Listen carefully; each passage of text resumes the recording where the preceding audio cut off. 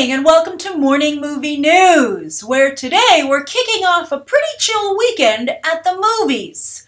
Release-wise, only Hot Pursuit is hitting theaters, and it doesn't look like it's going to be much of a threat whatsoever for Avengers Age of Ultron, even with Mother's Day weekend as a factor. Yes, I think a lot of moms will be seeing Avengers Age of Ultron instead of Hot Pursuit.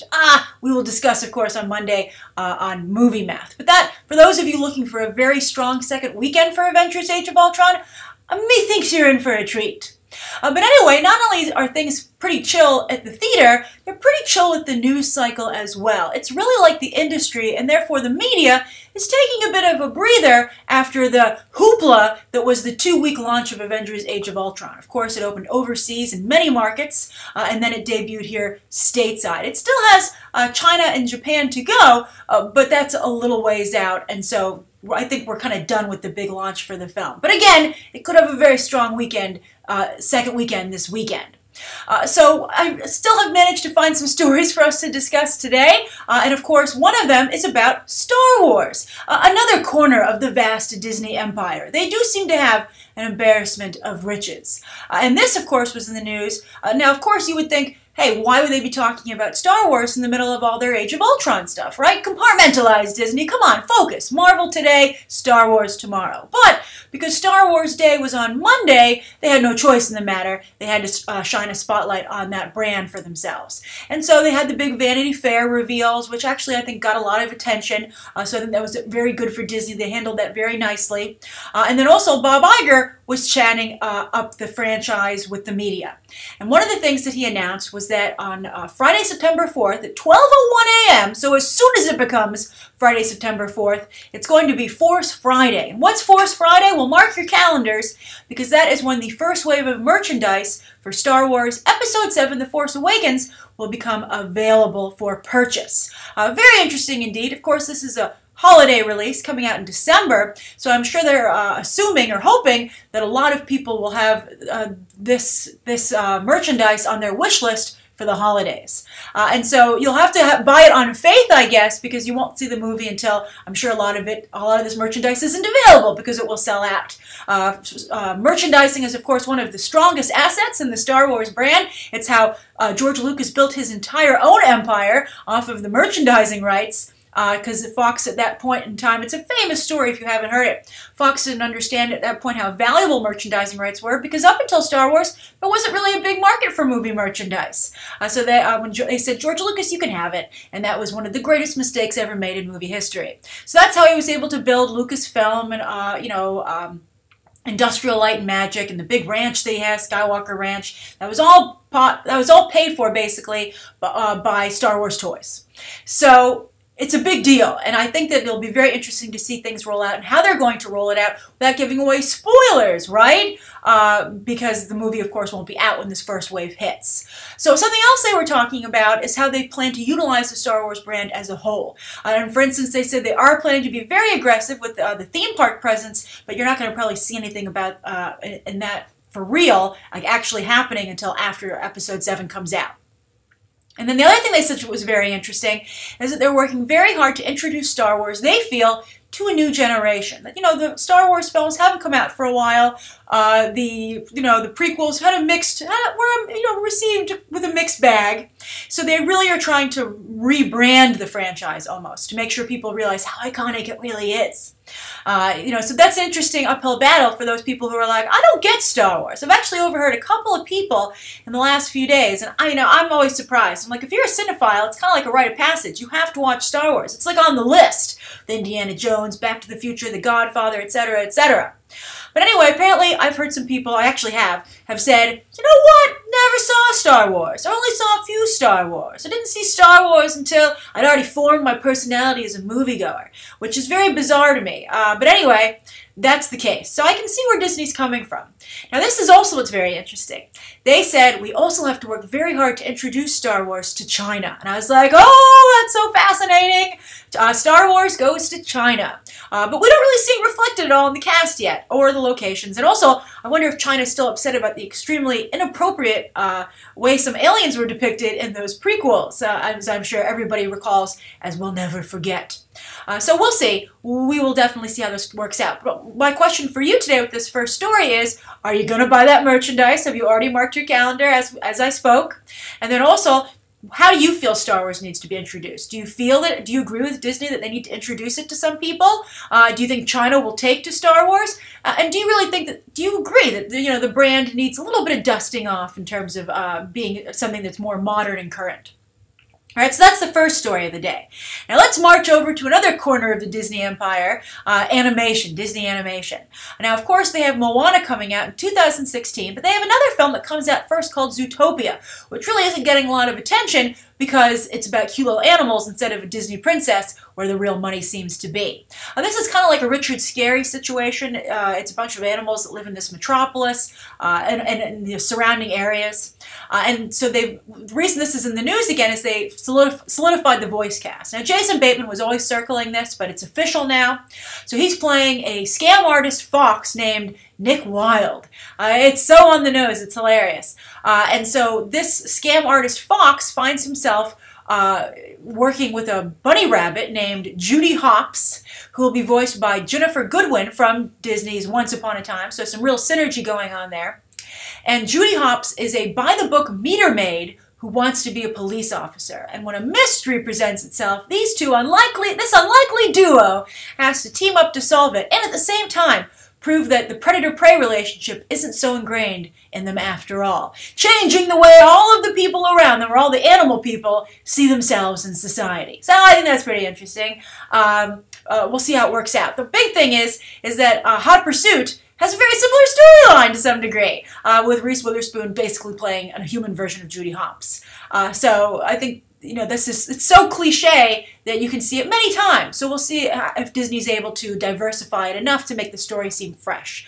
I think Disney, this is not the greatest thing to come down the pike for them after Big Hero 6 and Frozen, but we'll see. Animals in the past performed quite well for Disney, but it doesn't scream $1 billion or, maybe even potentially the 600 or 700 the Big Hero 6 made. But we'll see. We'll see. I'm curious. Are you at all excited about Zootopia? Are you like, Grace, you're crazy. I'm so excited for Zootopia. Forget that Star Wars merchandise. I want a little Judy Hopps. Or I want a Nick Wilde. Where's my little fox and bunny combo pack?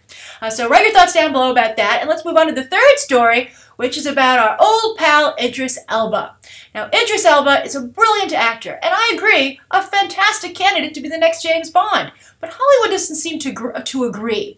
This guy has a really hard time getting work, which is a shame. But he won't give up, and he continues to try and find ways to put himself in front of Hollywood and to stay on their radar, which I applaud. And his next thing is very interesting. Now, this whole story came to be because, I usually check movie news websites, but I'm like, Grace, you want to be diverse, you want to know what's going on in the world, you don't want to have tunnel vision, so I will also check CNN and the New York Post, just if you're wondering, and also Vanity Fair is very good for that as well. But, on a daily basis, I'll check those two. Also, I read New York Magazine. That's my beyond media, beyond Hollywood scope. So anyway, I was on CNN, perusing it, seeing what was up. CNN often doesn't change their headlines. They're a little tabloidy these days. But I saw Idris Elba's name not in the entertainment section. And I was like, what the heck is going on here? So I read the article, and it said Idris Elba breaks a speed record, not like the speed record, but a speed record for something called a flying mile in a Bentley. And they had this awesome pictures you can see of him in his racing outfit holding some champagne. And I was like, oh, Idris Elba, you're so fashionable and awesome. Why does nobody hire you? But anyway, and I'm sure some of you will be like, he's in Avengers. I'm like, for a second. So anyway, what was he doing? Was he just like, you know what, I'm bored today, I'm not working because no one hires me, I'm going to go break a speed record in my Bentley. No, this was for a show he's doing for the Discovery Channel, and it's a new series that will air in July, starting in July, called Idris Elba, No Limits. So I think it's very interesting and it's a great example of trying to diversify your portfolio to stay alive. I think it's good. I think Discovery Channel has some cachet to it, and I think you see some genuine stars come out of there. Not movie stars, but I think Idris Elba. So much time has passed since he kind of like popped up onto the worldwide pop culture radar that I think it's almost like the clock is running out on him a little bit, before everyone feels he's passed over. So, I do feel it's a shame that he's Heimdall and not Black Panther, but we all have great faith in Chadwick Boseman, so we'll see how this turns out. But anyway, I think it's interesting he's doing this show. I think it's great that it's already gotten him a headline on the front page of CNN, and let's see what it can do for his career. But I'm interested. What do you think of the show? And also, will you watch the show? Because if you want Idris Elba to do well, you better watch it. All right, so those are the 3 stories of the day, and the viewer question comes from Ace Spence. But Ace actually echoed something that a few other people brought up in the comments yesterday, so this is one of the reasons I picked it. So Ace said, what a great name, Ace Spence. Okay, all right, so Ace says, hey Grace, question. Yesterday, assuming that you're reading this right before morning movie news, I kind of am for these purposes. I usually pick the question the day before. That's how fast, so you got to get them in there right away. But anyway, Ace says, you talked about the Jennifer Lawrence scandal of sorts. This is about the payday for passengers with Sony. She wants 20. They're like, we're trying to keep the budget down. And she says, you pay me 20 million or I'm walking, after you cheated me out of my money because I was the only, female member of the cast for American Hustle, etc., etc. So Ace continues saying, but I don't really know of the concept of back-end points and deals. So I guess basically, can you explain the difference between the upfront money, the back-end deals, and the points? And then some very nice things Ace goes on to say about my channel, which I really appreciate. Thank you, Ace. So fantastic question. All right, so let me explain how these deals work. And it's important to know if you ever find yourself in the opportunity to make such a deal. However, I think J. Michael Straczynski gave some of the best advice I've ever read. This was when Alan Moore's contract was being debated, his original Watchmen contract, and people were like, DC, you're evil. And J. Michael Straczynski said, I think quite appropriately, you sign the best contract you can at the time that you sign it. So when Alan Moore signed his Watchmen contract, he wasn't the Alan Moore of today. He hadn't written Watchmen because this was the contract to write Watchmen. So I think, you negotiate the best contract you can. There are going to be a couple things in your past, especially when you're coming up through the ranks, that will haunt you, where you're like, I deserved more. But you have to understand that when you slowly build a career, you're in the process of building your prestige and your bargaining power. You're going to take a few hits, but the idea at the end of the day is to take more wins than hits, right? You want to just make sure you're in the black instead of the red. But one of my other favorite quotes, also from comics, is a great Batman quote where he says, it's impossible to live your life without regret, so what you have to do is try and live it with the least amount of regret. I thought that was really wonderful advice. So those are 2 great pieces of advice for you, and we haven't even gotten to my answer to the question. So how do these deals work? These are obviously for big movie stars, right? Nobody else gets points. And also behind the camera, directors often will get points as well. And sometimes producers definitely get points. And if you're like a writer-producer, you can get points. But, it's open to the top-tiered people. So anyway, how does it work? Well, you get a certain amount of money up front. It's a lump sum. That's the 20 million that Jennifer Lawrence is talking about. Now, that's not just for you. It's very important to remember this. I saw a lot of people yesterday saying that Jennifer Lawrence was greedy. Not totally true, because Jennifer Lawrence actually employs an entire army of people. She is like a little company. She's got her agent, she's got her manager, she has her lawyer, she has her publicist, she has a person who handles her stylist. I'm sure she has a personal assistant to handle all her tweeting, or if she has Twitter, but all of her social media, and also to make sure she's on her interviews at all times. She might have a driver.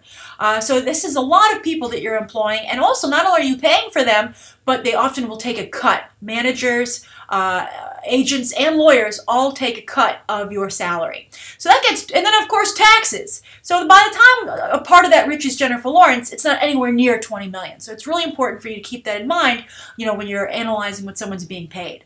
So that's the lump sum they get paid up front. Now, points is what you're getting in terms of the profit of the box office of the film. I'm sorry, not profit. That's very important. The box office of the film. And there are 2 different ways you can go here. You can get a percentage of the net, which you never want to do because, as some of you pointed out yesterday, Hollywood is infamous for its accounting, which never really quite seems to make sense. So if you go for net, they're going to say, there was no net. We didn't make any money off of that movie. And you've seen a couple of news stories over the last couple of years with some people complaining about that, being like, oh, how ridiculous is it? I think the Tolkien estate, that's where I read it. The Tolkien estate was like, it's ridiculous. Lord of the Rings movies never made any money because we're not getting anything because they say there's no net. And the reality of that is the Tolkien estate had a really crappy lawyer negotiating their deal, and they got a bad deal. So anyone in Hollywood who's worth their salt says they want points off of the gross. That's what Robert Downey Jr. gets. That's what Harrison Ford gets. That's where you hear these big numbers. Well, I made an extra 50 million, an extra 60 million. That's because they get points off the top. I think Leonardo DiCaprio's gotten a lot of points. Tom Hanks. This is where a lot of money can be made. I'm not quite sure what the deal is in terms of giving a percentage of that to your agent, your manager, and your lawyer as well, but I'm sure they must get something out of that because they've negotiated that deal as well, because that's part of all of the same deal. So that's what back-end deals are, and they involve points. And points are, the percentage, I believe, of what you would get of the earnings of a movie. One of the reasons there is no net, because so much of the gross had to be given to people who had points. All right, so that's my explanation, Ace. I hope that helps you out. I hope it helps everybody who was wondering that about yesterday. And it's just important to remember that a paycheck in Hollywood is a lot different than just a regular paycheck, because each actor and any talent, anyone who needs representation, really is a corporation, a company with their employees, etc. And they have to also pay often for office space. Robert Downey Jr. has an office. I don't think someone like Jennifer Lawrence would. Maybe she would, but you have all those expenses as well. Once you have an office, you have to have employees. Someone like Robert Downey Jr. probably has people reading scripts for him. He probably has his wife, actually his producer that works with him, but she needs a salary as well. So, yes, she does. So I think keep all those things in mind when you're analyzing what someone's getting paid.